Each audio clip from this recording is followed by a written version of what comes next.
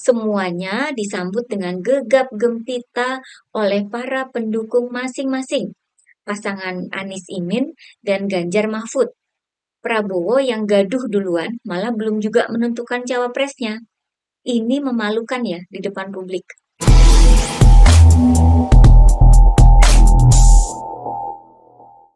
Hai guys, kembali bersama saya Nina Nur. Kita akan mengulik dunia politik dengan awas, waras, dan cerdas.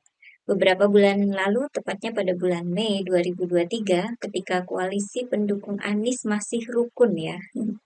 Waktu itu soal cawapres masih mengalami kebuntuan. Namun Anies dan para petinggi partai, khususnya Nasdem, terus menjanjikan akan segera menentukan siapa cawapres Anies. Kepada publik, Anies menyatakan bahwa nama cawapresnya bakal menimbulkan efek kejut bagi semua. Dan betul saja, ketika akhirnya Anies berdeklarasi bersama Caimin, semua terkejut sampai koalisinya bubar. Efek kejut memang sangat diharapkan ya, ketika koalisi pendukung capres mengumumkan nama cawapres.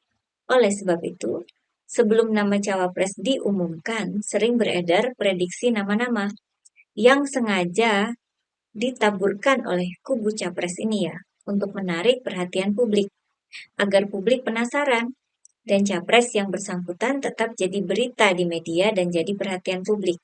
Itu sekedar strategi komunikasi ya, semacam strategi marketing gitu ya. Sama halnya dengan bakal cawapres Ganjar Pranowo beberapa bulan lalu. Pada bulan Juli lalu, Puan Maharani sempat menyebut 5 nama bakal cawapres Ganjar.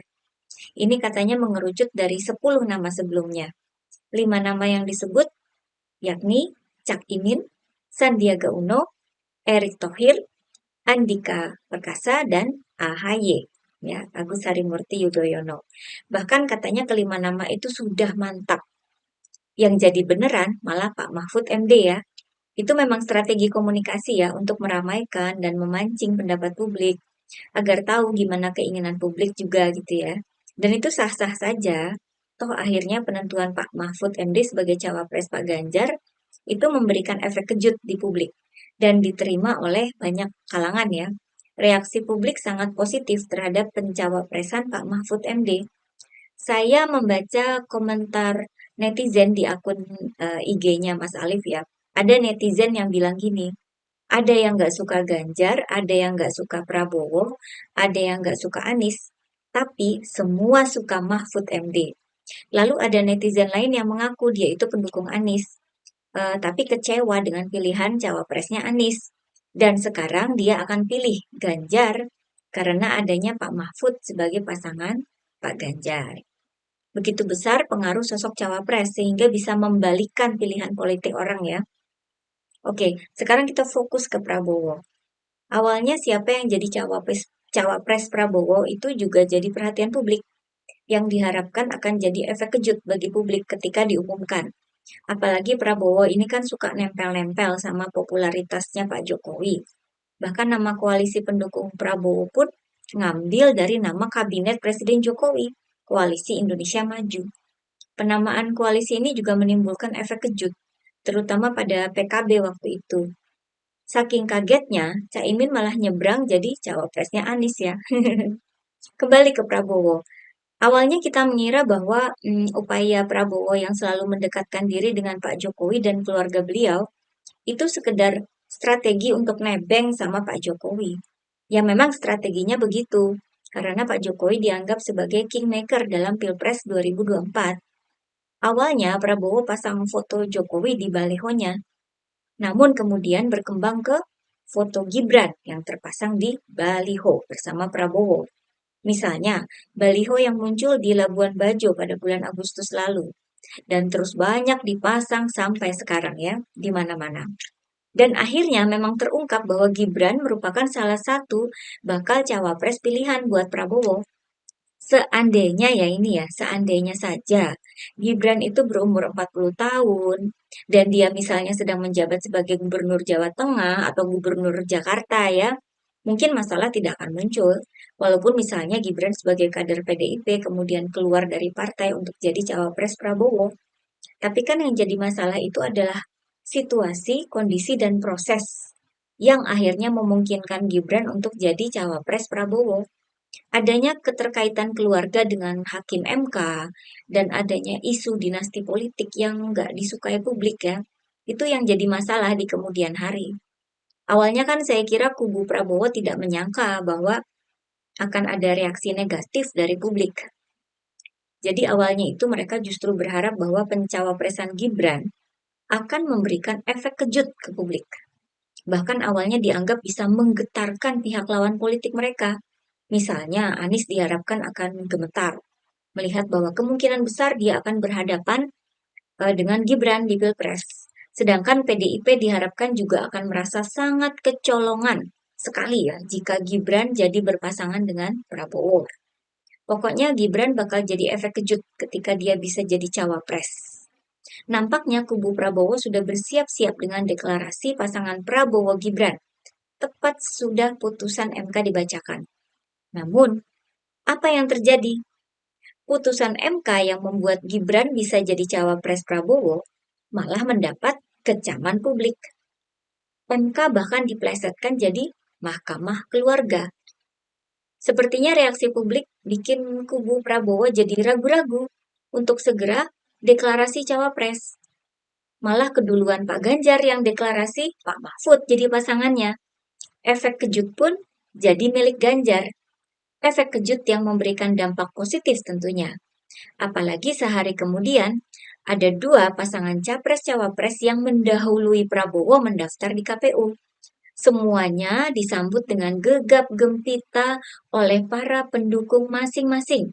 Pasangan Anies Imin dan Ganjar Mahfud. Prabowo yang gaduh duluan malah belum juga menentukan cawapresnya. Ini memalukan ya di depan publik. Padahal saya kira rencananya itu sih, pasti Prabowo juga bermaksud mendaftar ke KPU di hari pertama kemarin, hari Kamis tanggal 19 Oktober. Tapi gagal ya. Sementara yang lain sudah daftar di KPU, kubu Prabowo masih bingung menentukan siapa cawapresnya. Siapa yang jadi cawapres jadi simpang siur, walaupun terus menguat nama Gibran ini ya. Gerindra bilangnya Gibran. Gerindra ini juga agak kocak sih. Awalnya menyebut nama Gibran dengan blak-blakan. Tapi setelah putusan MK, Gerindra sok memakai pantun gitu untuk menyebut ciri-ciri cawapres Prabowo. Memakai kata-kata stasiun balapan, muda, dan berpengalaman di pemerintahan gitu ya. Kayak maju mundur gitu ya menyebut nama Gibran. Lalu bocor adanya SKCK Erick Thohir dan Yusril Iza Mahendra, Ketua Umum PBB Partai Bulan Bintang. Menurut petinggi PAN, baik Erick maupun Yusril, itu hanyalah cadangan yang dipersiapkan sebagai cawapres Prabowo. Cadangan ya. Juga ketika ada info bahwa pada Rabu malam lalu bakal ada deklarasi Prabowo Erick Thohir. Kabar itu juga dibantah oleh petinggi Partai PAN. Tapi lucunya, Golkar menyatakan akan menggelar rapat pimpinan nasional pada hari Sabtu ini yang agendanya membahas cawapres Prabowo. Ini kan kayak membantah apa yang sebelumnya dibilang oleh Gerindra. Katanya sudah sepakat nama Gibran, ternyata masih akan dibahas. Dan Golkar juga menyebut bahwa koalisi pendukung Prabowo akan menunggu kepulangan Pak Jokowi dulu dari luar negeri. Loh, bukannya kata Pak Jokowi nggak mau ikut campur dalam urusan capres-cawapres.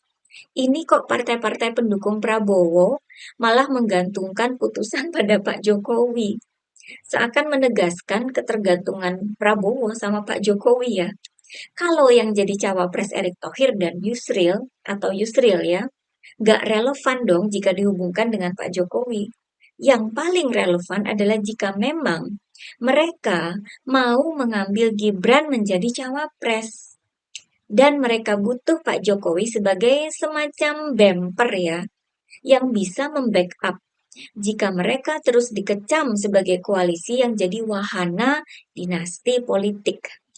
Harapannya, jika ada Pak Jokowi, maka masyarakat akan bisa menerima dan memaafkan Gibran.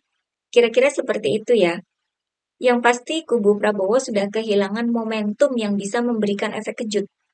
Publik tidak akan kaget lagi kalau Gibran yang jadi cawapres. Kalau Gibran nggak jadi cawapres, lalu muncul nama Erick Thohir atau Yusril Iza Mahendra, ya sama, publik juga nggak bakalan kaget. Lawong sudah bocor soal SKCK-nya dari kemarin-kemarin.